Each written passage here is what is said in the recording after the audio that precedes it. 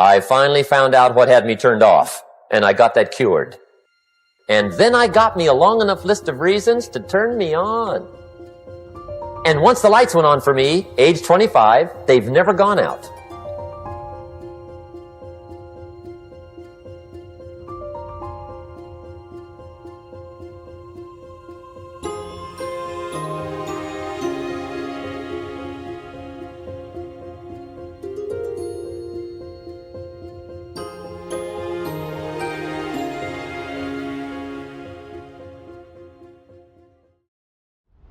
Mr. Shelf put it to me this way. He said, Jim, if you had enough reasons, you could do the most incredible things. I never forgot how he put that. If you have enough reasons. See, reasons will change your whole life. Mr. Shelf said to me, he said, Mr. Rohn, I think you've got plenty of intelligence, you've got plenty of talent, you've got plenty of ability. Probably what you lack is plenty of reasons. He said, I don't think your current bank balance is a true indication of your level of intelligence. I was happy to hear that. He said, I think you're much smarter than your present bank balance indicates. And that turned out to be true. I was much smarter. But of course my first question was, well then why isn't it bigger? And he said, you don't have enough reasons. You've got enough intelligence, but not enough reasons. So see, reasons can change your life. Here's what else I found out. Reasons come first, answers come second.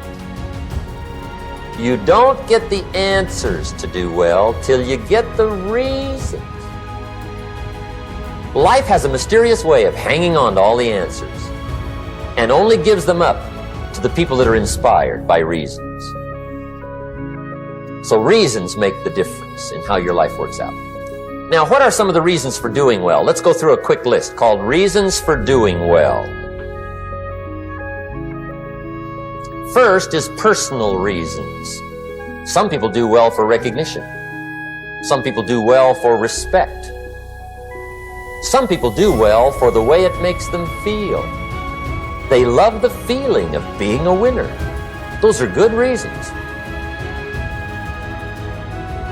I have some millionaire friends that keep working 10, 12 hours a day, making more millions. And it's not because they need the money. It's because they need the joy and the satisfaction and the pleasure that comes from being a constant winner. And see, it's not just the money anyway. It's the journey, not the money. Once in a while somebody says to me, boy, if I had $1 million, I'd never work another day in my life. That's probably why the good Lord sees to it they don't get their million, right? They'd quit. They'd quit. Okay. Next is family reasons. Some people do extremely well for other people, and that's powerful. Human beings can greatly affect each other. Sometimes we will do things for somebody else we will not do for ourselves. We're made that way.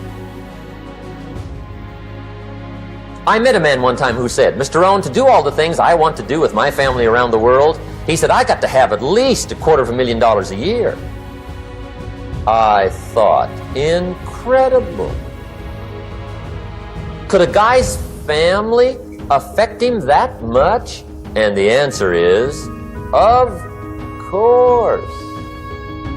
How fortunate are the people that find themselves greatly affected by somebody for personal achievement. And we are affected. The writer of a recent song said, if not for you, the winter would hold no spring, couldn't hear a robin sing. I just wouldn't have a clue if not for you. So we can be affected. That might be one of the most stimulating reasons to do well, finding somebody. When Andrew Carnegie died, the wee little Scotsman that built the big steel industry, when he died, they opened up his desk And in one of the desk drawers, they found a slip of paper. On that piece of paper, Mr. Carnegie had written his goal for his life. And he wrote it when he was in his 20s. And on that piece of paper, it said, I'm going to spend the first half of my life accumulating money. I'm going to spend the last half of my life giving it all away. What a goal. He got so inspired by that goal that the first half of his life, he accumulated $450 million. And the last half of his life, he gave it all away. Good question tonight. What's got you turned on? What's got you bombed out of sight to get up early and stay up late and hit it all day? Next question. What's got you turned off? When I found the answers to those two questions, my life exploded into change. I finally found out what had me turned off, and I got that cured. And then I got me a long enough list of reasons to turn me on. And once the lights went on for me, age 25, they've never gone out. I've fallen out of the sky a few times, but I've never lost that drive to make something unique out of my life. See, reasons altered my whole life.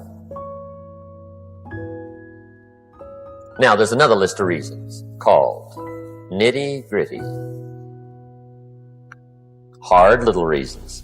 Sometimes those little reasons are the most powerful reasons that can change your life. Sometimes it doesn't take much. I now carry several $100s in my money clip. It's only a few $100s, but it was one of those reasons that turned my life around. Just before I met Mr. Schoaf, I heard a knock at the door. I go to the door, and there's a little girl standing there about this tall selling Girl Scout cookies. And she gave me one of the finest sales presentations I've ever heard. Special deal, several flavors, this whole package of stuff, $2. And with a big smile, she very politely asked me to buy. And I wanted to. Big problem. I'm broke. I don't have $2. And to this day, I can remember the pain and the embarrassment.